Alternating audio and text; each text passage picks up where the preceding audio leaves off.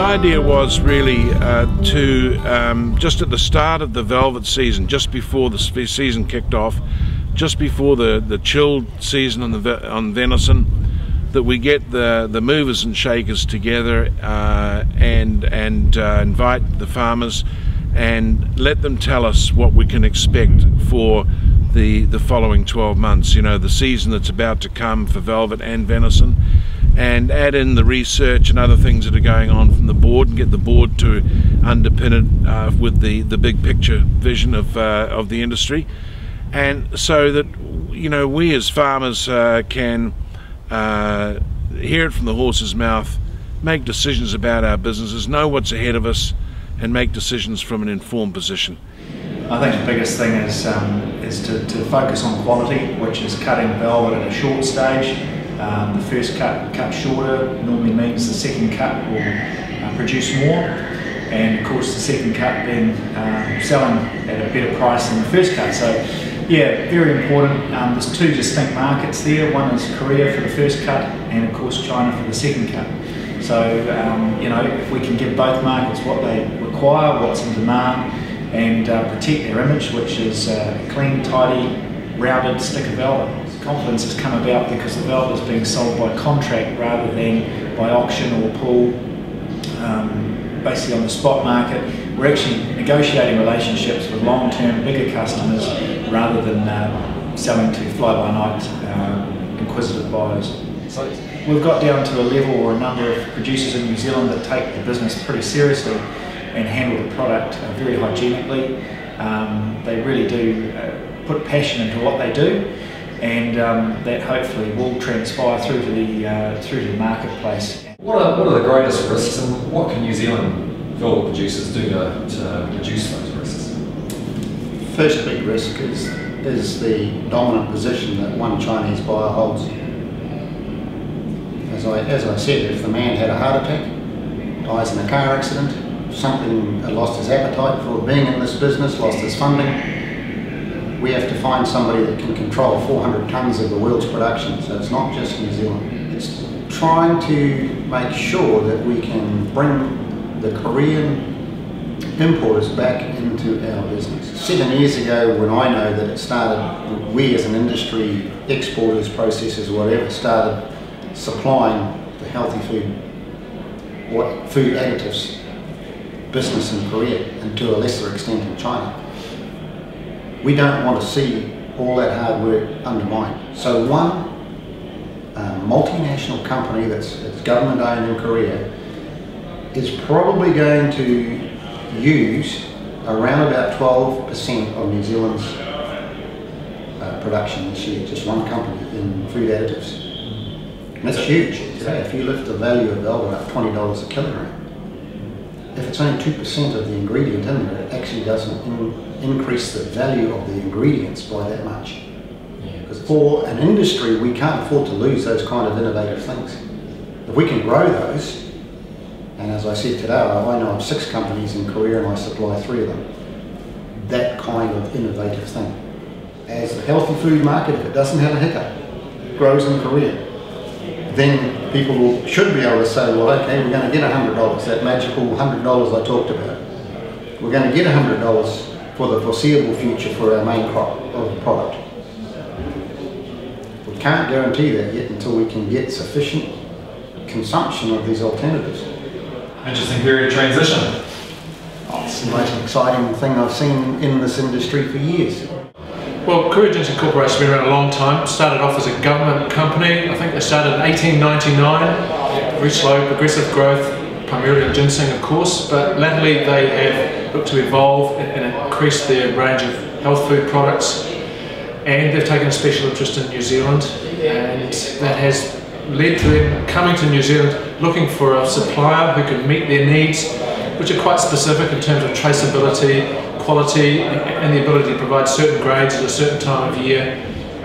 They have a very well organised marketing structure looking to take these sort of products forward. They already have products with dead velvet in it. It's not entirely new for them, but their commitment to sourcing from New Zealand is new, and that's what we've found really exciting. We have good relationships with the buyers in Korea and in China. We're pretty focused on having a balance, and through our marketing manager David Kim, very solid connections in the Korean market. We're confident that there's enough oomph in the market for things to continue to be stable, and we'll see some of these key grades. We'll see strong competition from China because there just isn't enough regrowth, spiker, maybe manufacturing to satisfy the demand. So there'll be very strong competition for those, which will help again set a positive tone. So there's a range of styles, but we've also got a range of buyers who will take everything that we've got available.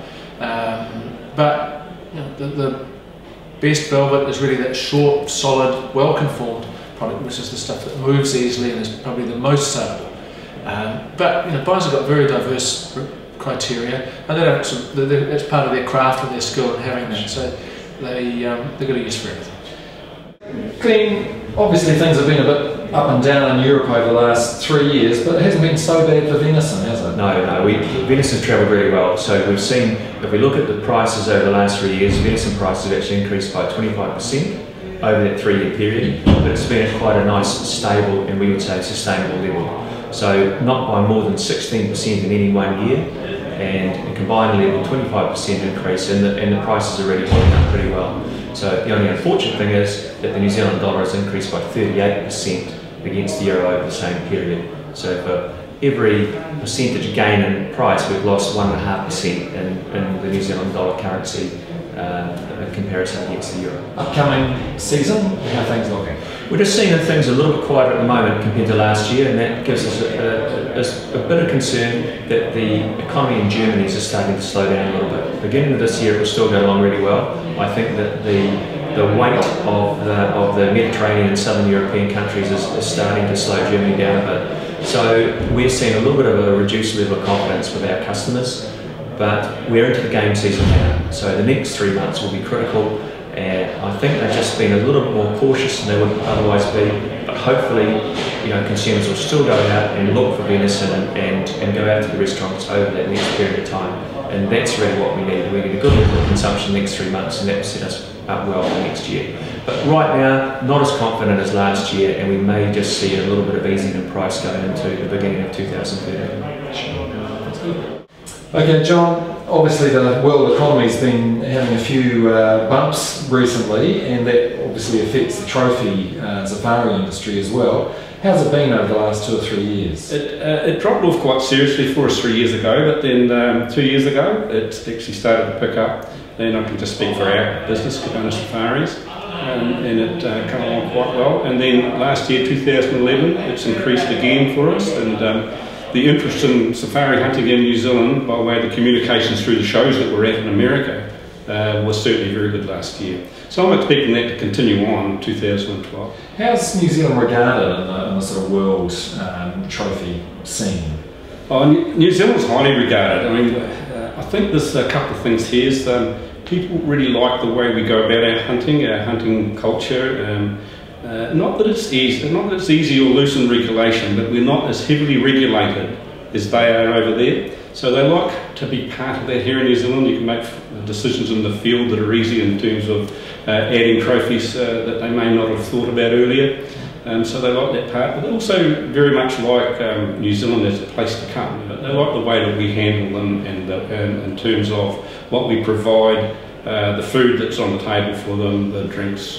They just generally love the whole show, and they all say that they're coming back. You still have got an important linkage and a relationship with the wider deer industry. Why is that so important? Well, I think they're inextricably linked when you think about it, and you know, the people that really kicked the New Zealand deer industry along again, say in the early 80s, went off to Europe and reintroduced those top genetics, have to be thanked a lot for where the safari industry has got to today. Because without that, the safari industry would not have the same emphasis and excitement that's about it right now. We've got tahr in New Zealand, which is a really good target animal, can only be hunted in a few other countries in the world, but New Zealand's the main place to hunt tahr. But stags are a highlight of just about every hunter that comes to New Zealand. Some of the people were being cautiously optimistic, but everybody was positive about the future in terms of what's happening with velvet and the season ahead, but also the change in dynamics in the market, and plus the growth of China. and where Korea sits today. All these things are quite important and quite interesting to know. And I think one of the highlights was always to have the commercial guys there to tell it as they see it, how they see the market. They've all been up there recently, and you know, they're telling us what to expect this year. And it's good to have those guys in a room together and see them sitting side by side in a panel and talking about it, and a little bit of you know, cooperation there in their discussions, and I think that's a good thing.